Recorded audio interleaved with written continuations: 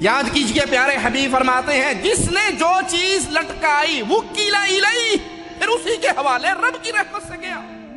کہ تھوڑی سی تکلیف پہ بے صبر ہو جانے والے، تھوڑی سی بیماری پہ، جملہ سنا دوں آپ کو یاد کر لیجئے، مواحد بندہ کسی بیماری میں مبتلا ہو کر مر جائے اور توحید پہ مرے، اللہ کی قسم گیا جنت میں. پیارے حبیب علیہ السلام نے ایک بیری کو ہلایا تھا جس کے پتے سوکھ چکے تھے اور اس سے پتے جھڑ گئے. آپ نے کہا بخار اس طرح گناہوں کو جھاڑ دیتا ہے اللہ کی رحمت سے. کوئی بندہ مصیبت میں مبتلا ہو جائے، ایمان درست رکھے، عقیدہ درست رکھے، توحید میں خلل نہ آنے دے، اس بیماری کے نتیجے میں اس کی موت بھی واقع ہو جائے تو گیا جنت میں.